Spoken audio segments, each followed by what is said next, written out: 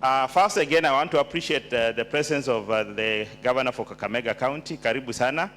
I also come from Kakamega. I think we had this conversation yesterday. So, this is the time for Honorable Ndindi Nyoro, who is our member. He is a member of the Economy Society of Kenya. He is also the chairperson of the Budget and Appropriations Committee of the National Assembly. Karibu sana mheshimiwa.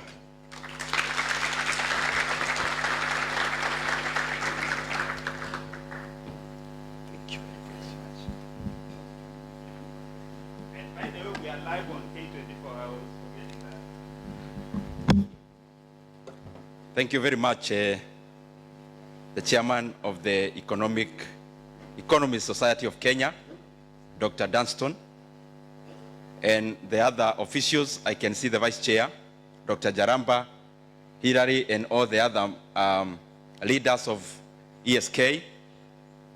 My brother, the governor for Kakamega, FCPA, Fernandez, Baraza,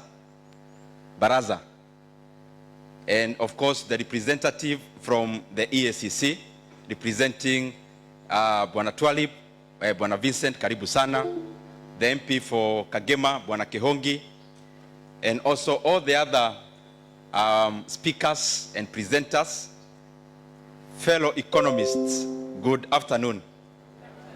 Actually, it's good morning. Good morning. I'll try to be very brief because the governor is already here also to talk to us. But it is important that I report to economists what has been happening around this row, especially for those who are behind to know. Vizuri niwaambie ile inaendelea hapa mbele. Because I'm sitting next to Vincent from Eacc. And when Governor Fernandez came in, we were exchanging business cards. And then Honorable Governor saw the card, of course, with the logo of Eacc, and he actually almost took off. Until I told him that Vincent is in the prevention department, and not the other department that we know. I also want to applaud Bwana Kakai for that very good presentation. At least now we have a good framework of where we are going, and especially in Eacc. I will just note a few things. I will not attempt to do a speech, and especially a formal one, because it's also not my domain. So I will have a gumzo kidogo too, then I pave way for the next person. I was talk about debt, and also the issue of economic growth and sustainability. And it's good I touch just a few more things before. I actually thought when I was coming that Eacc have already presented. So I was to add something, just one point, before I go to my presentation. If you look at Africa, most of the young people in Africa, including those who are in this hall, even those who are in very good professions, even when you go to a university, for example, and you take randomly those people who want to become politicians, and if you can actually take the same alongside people who want to become entrepreneurs or any other area, you realize Kenya and Africa, most of the young people, they want to become politicians. And I wonder why. I am one of them, yes. But beyond the service, because I believe that every person wants to become a leader to serve, you realize that also personal interest, because you are all human, also play a part. And that plays a part because I believe in Africa opportunities are not as robust. And of course, the opportunity to extract political rent, so that then political rent or political capital becomes another factor of production. And I am sure I'm not speaking of something you don't know, because by the look of things, some of you work in government also. So that ability then motivates people to depart from areas that are very productive. When you go to the US, for example, most young people in universities want to go to Silicon Valley or Wall Street because you are likely to become a billionaire by the route of Wall Street or Silicon Valley than you can in politics, because there the structures are already too refined for political rent to be extracted. And I hope, without criticizing, because I believe it's a level of democracy and the level of having institutions ambazo zimekomaa, that gradually we are reaching there as Kenya and as Africa, where most bright people, intelligent people, yes, some will come to leadership, but we'll also have a sizable number going into real areas, and especially areas around entrepreneurship, because we have scarcity of that.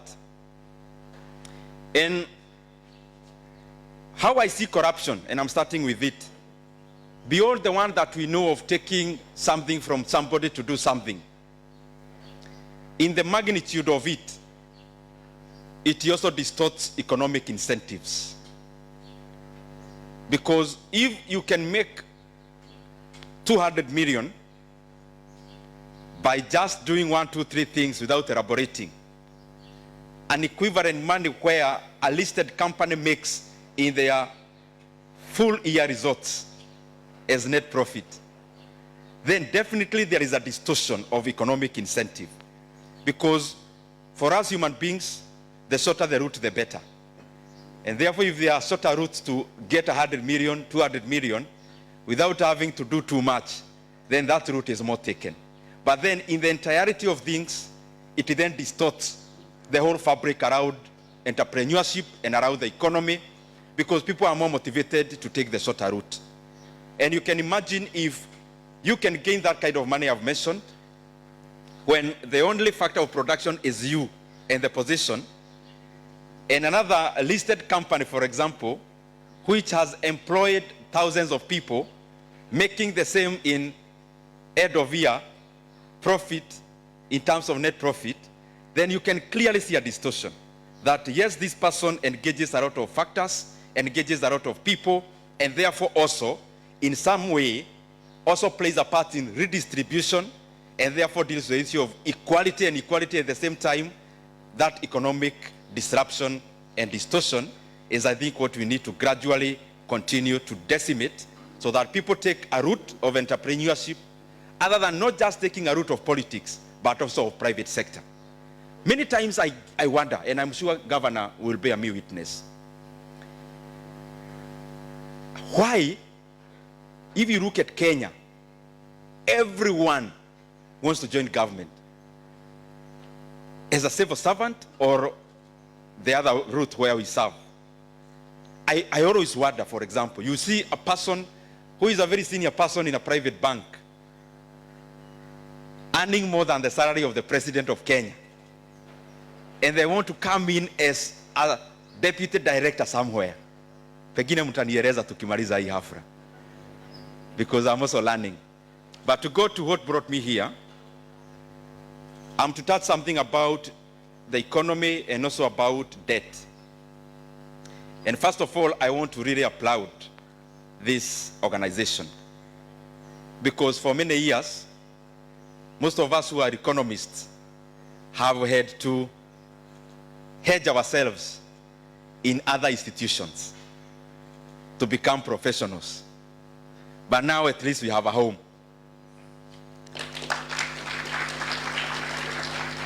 And because I'm going into what brought me here, so that I don't interrupt you as I do so, I came with so many friends, but I want to recognize two. And if you allow one, you'll greet us on behalf of the other. So I want to introduce one director of Coast Water, Bwana Barak, is here. Barak, wacha kufanya hivi. Geuka watu waone wewe ni kijana bwana. Barak is the director hapa Coast Water. He's a very young lawyer actually, but soon of course he's becoming an economist. I also want now to recognize my friend who I request to come and say hi, and my neighbor from home, the member for Kagema constituency, Honorable Peter Kehongi. Karibu sana. Thank you. Okay, thank you very much, Honorable Dede, our chairman for budget. We have the CEO, Economist Society of Kenya, and all protocols observed. Habari zenu? Yeah, vile mmeambiwa, my name is Peter Kehongi. I'm the MP for Kagema, and I accompanied my brother who told me he want to come and address the Economist Society of Kenya. I think this is one of the institutions that is in the head of many people, because this country was changed by an economist, Kibaki. And in our mind, when the language of economy is talked by a politician, it becomes so exciting whenever we understand what can be done. And I wish to tell you that is an institution we need to hear a lot, coming out to explain some of the things we are doing as a government, which you can give your opinion. Your opinion can be of great importance. I was thinking maybe when I board an aeroplane, sometimes you start wondering, ikienda juu, hakuna mtu when it gets fought on the way, ni wachache sana, maybe they get an opportunity maybe to be rescued. But we have a lot of confidence with the engineers who work on these airplanes, and we have it because of the history. Now, when it comes to the economy of this country, like now we are doing the finance bill, and it's just to do with taxes and policies. We wish to be hearing the opinion of the economist. We need to be hearing the finance bill. It will give us confidence. Don't maybe think maybe you might be seen as if you are fighting the government, but your opinion is extremely important, because sisi kama ambao hatujaenda hiyo mambo economist, we just grapple in darkness. But your opinion can make us have some confidence of whether the country is getting to the right place or is not going to the right place. Therefore, we wish now that we have great people, we have our governor, we have now the budget chair, is the only executive chairman in parliament. The others is only the person who can execute. All the else chairmen, wao wanaleta kwake. But for him, is only executive chairman. Is one of the biggest positions in parliament. Therefore, I wish you can use the positions to make your voice be heard and you become relevant in the government policies and the opinion that the government make. Kwa hivyo Bwana wabariki sana na nimeshukuru. We will be with you. Asante sana. Thank you very much. You can see my neighbors are also very intelligent.